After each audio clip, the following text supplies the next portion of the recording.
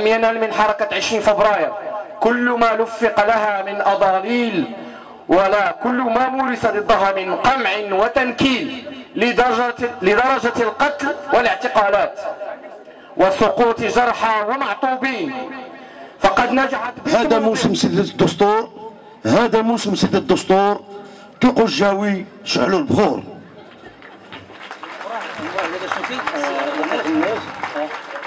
ها البوت الشتيبي مع الحشايشي ديالنا الجانب يعني المدينه ديال اسفي والجانب المناضلين والمناضلات ديال المدينه ديال اسفي التذكير بالهمجيه ديال هذا النظام وعلى انه كيقوم على الجماجم ديال الخيره ديال المناضلين ديال هذه البلاد. المجد والخلود لشهداء حركه 20 فبراير، المجد والخلود لشهداء الشعب المغربي، وتحيه لمناضلي الحركه الصامدين رغم كل ما تنسيق حركه 20 فبراير لنبين للجميع ان هذه الحركه لا تترك لا المدن ولا القرى ولا المطاشر لا البحار ولا الجبال، لنقول جميعا للعالم ان كانت خادم. حركه 20 فبراير ما توقفتش، حركه 20 فبراير مازال في النضال ديالها ومازال في الصمود ديالها ومازال في المطالب ديالها اللي هي مطالبكم ومطالب الشعب المغربي، مطالب اجتماعيه.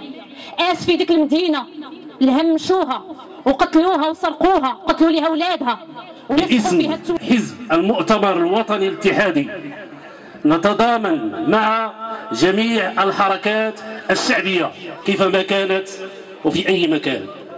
حركه 20 فبراير بالنسبه لنا وطنيا ندعمها دعما معنويا وماديا، حاضرون بينها ببياناتنا بطموحاتنا بكل إراداتنا. حركة 20 فبراير لن ننساها أبدا ولن ننسى شهيدها الذي نحتفل اليوم به ولا نعزيه لأننا ما زلنا ننتظر حقنا من القتلة. وهذه المناسبة نحن في النهج الديمقراطي نؤكد استمرار انخراطنا الوحدوي في المجلس المحلي الداعم لحركة 20 فبراير بآسفي. نجدد استمرار انخراطنا في حركة 20 فبراير بآسفي. ندعو جميع مناضلي حركة 20 فبراير في آسفي الآن وليس غدا إلى التفكير في مختلف الأشكال، في أشكال نضالية جديدة من أجل أن تتبوأ حركة. تحية لشباب 20 فبراير الذين استطاعوا بالصمود والثبات والجرأة أن يحطموا جدار الخوف، ذلك الجدار الذي بني منذ أزيد من قرن من الزمن، بني ليسكت الشعب المغربي وليمنع الإنسان المغربي من الاحتجاج، ليمنع الشعب المغربي من التظاهر، ليمنع الشعب المغربي من أن يقول لا.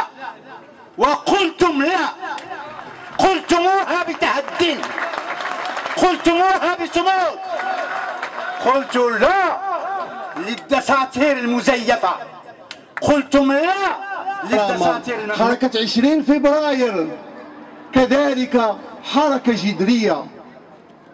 عندما نقول حركة 20 فبراير حركة جذرية، حركة وضعت أصبع على مكمن الداء وجعلت لها عنوان وهدف وشعار محدد، هو الشعب يريد إسقاط الاستبداد، الشعب يريد إسقاط الفساد، الشعب يريد إسقاط الاستبداد، الشعب يريد إسقاط الفساد. هذين مطلبي الحركة 20 فبراير، إسقاط الاستبداد، إسقاط الفساد. كيف نسقط الاستبداد؟ كيف نسقط الفساد؟ ما هو البديل عن الاستبداد؟ ما هو البديل عن الفساد؟ هذا أمر تناقشه حركة 20 فبراير ويناقشه الشعب برمته في أجواء الحرية، في أجواء التداول، نقاش صافي، نقاش واضح، نقاش حر، حتى يمكن أن نصل إلى بديل وإلى حق وإلى مستقبل بالفعل نحارب فيه الاستبداد إنا سهرنا ليلنا نبني رجالا لن تطوع صوت الكرامة سيفنا وصدورنا أقوى الدروع صوت الكرامة سيفنا وصدورنا أقوى الدروع ونشيدنا أن فداك يا أرضنا نحيي الربوع يا أرضنا نحيي الربوع يا شعبنا قم وانتفض هذه هتافة الجموع دوت بكل شارع ورددت لحن الصدوع إنا سيمنا ذلنا لسنا عبيدا للركوع إنا سيمنا ذلنا لسنا عبيدا للركوع لسنا عبيدا ألا رجوع لا رجوع ألا رجوع لا رجوع ونشيدنا أن فداك يا أرضنا نحمي الربوع يا أرضنا نحمي الربوع يا أرضنا يا أرضنا يا أرضنا نحمي الربوع.